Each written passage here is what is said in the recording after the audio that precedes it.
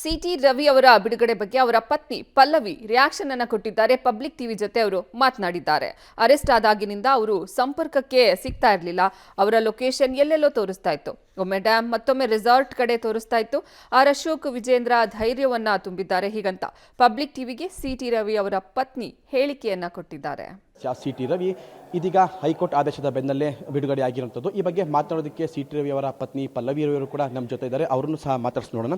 Madam ನಮಸ್ತೆ.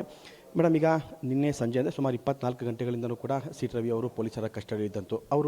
ಪೊಲೀಸರು ಅವ್ರನ್ನ ಕಸ್ಟಡಿಗೆ ತಗೊಂಡಿದ್ದಾರೆ ಅಂತ ಅಂದ ತಕ್ಷಣ ನಿಮಗೆ ಏನು ಅನ್ನಿಸ್ತು ಮೇಡಮ್? ಆ ಕ್ಷಣ ಅಲ್ಲ, ಕಸ್ಟಡಿಗೆ ತಗೊಂಡಿದ್ದಾರೆ ಅಂದಾಗ ನಮಗೇನು ಗಾಬರಿ ಖಂಡಿತ ಆಗಲಿಲ್ಲ. ಯಾಕೆ ಅಂತಂದರೆ FIR ಹಾಕಿದ್ದಾರೆ. ಮುಂದಿನ ಪ್ರೊಸೀಜರ್ ನಾವೇನು ಮಾಡ್ಕೋಬೇಕು, ಬೇಲ್ ತೊಗೋಬೇಕು, ಅದನ್ನು ನಾವು ಮಾಡ್ಕೊತಿದ್ವಿ.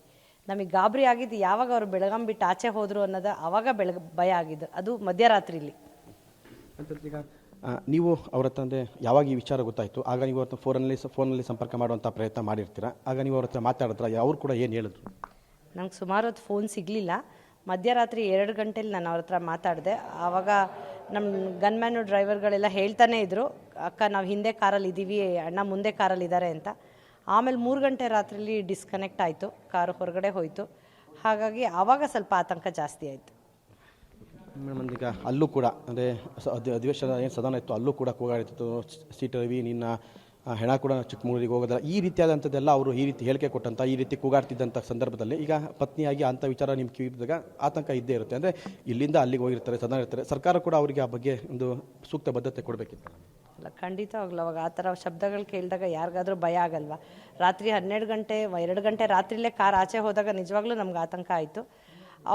ಅವರು ಹೇಗೆ ಮಾತಾಡಿದ್ದಾರೆ, ಏನು ಪದ ಬಳಸಿದ್ದಾರೆ, ಅವರು ವ್ಯಕ್ತಿತ್ವ ತೋರಿಸುತ್ತೆ. ಸರ್ಕಾರ ಹೇಗೆ ನಡ್ಕೊಳ್ತಿದ್ದೇನೋ ಅವ್ರ ವ್ಯಕ್ತಿತ್ವ ತೋರಿಸುತ್ತೆ. ಅದು ಅವರು ಬಂದಿರೋದೇ ಆ ಥರ ಇದೆ. ಹಾಗಾಗಿ ಅವ್ರ ರೌಡಿಸಮ್ ಅವ್ರು ತೋರಿಸಿದಾಗ ಖಂಡಿತವಾಗ್ಲೂ ಅದು ಪಡಿಸುತ್ತಲ್ವ. ನಿಮ್ಮ ಹೆಣ ಆಚೆ ಹೋಗಲ್ಲ, ಹಂಗೆ ಹಿಂಗೆ ಅಂತ ಮಾತು ಬಂದೇ ಬರ್ತವೆ ಅವ್ರಿಗೆ. ಅಂಥ ಮಾತು ಕೇಳಿದಾಗ ಖಂಡಿತವಾಗಿ ನಮ್ಗೆ ಆತಂಕ ಆಗೇ ಆಗುತ್ತೆ. ಈಗೇನು ಸಿಟಿ ರವಿ ಅವರು ಒಂದು ಪದ ಬಳಕೆ ಮಾಡಿದ್ದಾರೆ ಅನ್ನೋದೇ ಇಷ್ಟಕ್ಕೆಲ್ಲ ಕಾರಣ ಆಗಿರುವಂಥದ್ದು. ಈಗ ನೀವು ಸುಮಾರು 25-30 ವರ್ಷಗಳಿಂದ ಜೊತೆಗಿರುವಂಥವ್ರು, ಮನೆಗೆ ಹೊತ್ತಲ್ಲದ ಹೊತ್ತಲ್ಲೂ ಕೂಡ ಸಾಕಷ್ಟು ಜನ ಹೆಣ್ಮಕ್ಳು ತಮ್ಮ ಕಷ್ಟಗಳನ್ನು ಹೇಳ್ಕೊಂಡು ಬಂದಿರುವಂಥದ್ದು.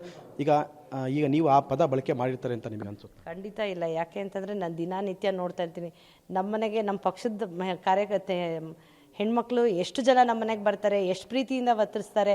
ನನಗಿಂತ ಜಾಸ್ತಿ ಅವ್ರಿಗೆ ಅಟ್ಯಾಚ್ಮೆಂಟ್ ಜಾಸ್ತಿ. ನಮ್ಮಣ್ಣ ಅಂತ ಅವರೇ ಹೇಳ್ತಾ ಇರೋದು. ಹಾಗಾಗಿ ನೆನ್ನೆ ರಾತ್ರಿ ನಾನು ಇಲ್ಲ ಅಂದರೂ ಅವರೇ ಹೆಚ್ಚು ನಮ್ಮ ಮನೆಯಲ್ಲೇ ಇದ್ರು ನನ್ನ ಮಗನ ಜೊತೆ. ಬೆಳಗ್ಗೆ ಮುಂಚೆ 5 ಗಂಟೆಗೆ ಎಲ್ಲ ಕೆಲಸ ಕಾರ್ಯ ಬಿಟ್ಟು ಅವರೇ, ನಮ್ಮ ಎಲ್ಲ ಮಹಿಳಾ ಟೀಮು ನಮ್ಮ ಜೊತೆ ಗಟ್ಟಿಯಾಗಿ ನಿಂತಿದೆ. ನಿಜವಾಗ್ಲೂ ನಾನು ಅವ್ರಿಗೆ ತುಂಬ ಧನ್ಯವಾದ ಹೇಳಬೇಕು ಅನಿಸ್ತಿದೆ. ಅಂತಂದೀಗ ಯಾಕೆ ಮೇಡಮ್ ಈ ರೀತಿ ಸಿಟಿ ವಿರುದ್ಧ ಅವರು ಹೇಳ್ದಲೇ ಇರುವಂಥ ಪದನು ಈಗ ನೀವು ಆ ರೀತಿ ಹೇಳಿಲ್ಲ ಅಂತ ಅಂತೀರಿ? ಇದು ಯಾವ ರಾಜಕೀಯ ಅಂತ ನಾನು ಏನು ಹೇಳೋದು ಅಂತ ನನಗೆ ಗೊತ್ತಾಗ್ತಿಲ್ಲ. ಸೊ ರಾಜಕೀಯದಲ್ಲಿ ಇಷ್ಟೊಂದು ನಡೆಯುತ್ತೆ. ಬಟ್ ಇದೊಂಥರ ಭಯೋತ್ಪಾದಕರನ್ನ ಕರ್ಕೊಂಡು ಹೋಗೋ ರೀತಿಲಿ, ಅಥವಾ ನಾವ್ಯಾವುದೋ ಬೇರೆ ದೇಶದಲ್ಲಿ ಇದ್ದೀವೋ, ಅಥವಾ ನಾವ್ಯಾವುದೋ ತಾಲಿಬಾನ್ಗೆ ಹೋಗಿದ್ದೀವೋ, ಆ ಥರ ವಿಚಿತ್ರವಾಗಿ ನಡ್ಕೊಂಡಿದ್ದಾರೆ. ಸೊ ಎಂತೆಂಥ ರಾಜಾರೋಷಕ್ಕೆ ತಪ್ಪು ಮಾಡಿರೋರು, ಎಂತೆಂಥ ರೌಡಿಸಮ್ ಮಾಡಿರೋರೇ ನ್ಯಾಯವಾಗಿ ಬದುಕ್ತಿದ್ದಾರೆ. ಸೊ ಏನೂ ತಪ್ಪು ಮಾಡ್ದಲೇ ದೇಶ, ಪಕ್ಷ, ಸಂಘಟನೆ, ಕಾರ್ಯಕರ್ತರು, ನನ್ನ ಪಕ್ಷ ಅಂತ ಹಗಲು ರಾತ್ರಿ ಕಷ್ಟಪಡೋದು ನಾನು ನೋಡಿದ್ದೀನಿ. ಏಕೆಂದರೆ ಪ್ರತಿದಿನ ಬೆಳಗ್ಗೆ ಒಂದು ಊರಲ್ಲಿ ಇರ್ತಾರೆ, ಮಧ್ಯಾಹ್ನ ಒಂದು ಊರಲ್ಲಿ ಇರ್ತಾರೆ, ಸಂಜೆ ಒಂದು ಊರಲ್ಲಿ ಇರ್ತಾರೆ. ಪಕ್ಷ ಸಂಘಟನೆ ಮಾಡೋದು ಎಷ್ಟರಲ್ಲಿ ಅವ್ರ ಫಸ್ಟ್ ಪ್ರಿಫರೆನ್ಸೇ ಅದು. ನಮಗೆ ಯಾವತ್ತೂ ಟೈಮೇ ಕೊಟ್ಟಿಲ್ಲ, ನಮ್ಗೆ ಯಾವತ್ತೂ ಫಸ್ಟ್ ಪ್ರಿಫರೆನ್ಸ್ ನಮ್ಮನ್ನು ಅನ್ಕೊಂಡೇ ಇಲ್ಲ ಅವರು. ಸೊ ಈ ಪಕ್ಷನೇ ಫಸ್ಟ್ ಪ್ರಿಫರೆನ್ಸ್ ಅಂತ ಅನ್ಕೊಂಡಾಗ ಎಷ್ಟು ನಿಷ್ಠೆಯಿಂದ ಕೆಲಸ ಮಾಡ್ತಾರೆ ನಾನು ಹತ್ರದಿಂದ ನೋಡಿದ್ದೀನಿ. ಇದು ಸಿಟಿ ರವಿ ಅವರ ಪತ್ನಿ ಪಲ್ಲವಿ ರವಿ ಅವರ ಮಾತಾಗಿರುವಂಥದ್ದು. ಅಂತಂದರೆ ಸಿಟಿ ರವಿ ಅವರು ಪಕ್ಷಕ್ಕೋಸ್ಕರ ಇಡೀ ಜೀವನವನ್ನೇ ಮುಡಿಪಾಗಿಟ್ಟಿರುವಂಥವ್ರು. ಮನೆಗೆ ಬರುವಂಥ ಹೆಣ್ಮಕ್ಳಿಗೂ ಕೂಡ ಅಷ್ಟೇ ಪ್ರೀತಿಯಿಂದ ಗೌರವದಿಂದ ಮಾತಾಡಿಸುವಂಥವ್ರು. ಆದರೆ ರಾಜಕೀಯ ದುರುದ್ದೇಶದಿಂದ ಅವ್ರ ಮೇಲೆ ಪ್ರಕರಣವನ್ನು ದಾಖಲೆ ಮಾಡಿ ಈಗ ಅವ್ರನ್ನ ಒಂದು ರೀತಿ ಭಯೋತ್ಪಾದಕರ ರೀತಿ ಸರ್ಕಾರ ನಡೆಸ್ಕೊಂಡಿರೋದು ನಿಜಕ್ಕೂ ದುರಂತ ಸಿಟಿ ರವಿ ಪಲ್ಲವಿ ಅವರು ಕೂಡ ಹೇಳ್ತಾ ಇರುವಂಥದ್ದು. ಕ್ಯಾಮರಾಮನ್ ಪುನೀತ್ ಜೊತೆ ನಾರಾಯಣಗೌಡ, ಪಬ್ಲಿಕ್ ಟಿವಿ, ಚಿಕ್ಕಮಗಳೂರು. ಇದು ಸಿಟಿ ರವಿ ಅವರ ಪತ್ನಿ ಪಲ್ಲವಿ ಅವರ ರಿಯಾಕ್ಷನ್ ಆಗಿತ್ತು. ಅರೆಸ್ಟ್ ಆದಾಗಿನಿಂದ ಅವರು ನಮಗೆ ಸಂಪರ್ಕಕ್ಕೆ ಸಿಗ್ತಾ ಇರಲಿಲ್ಲ.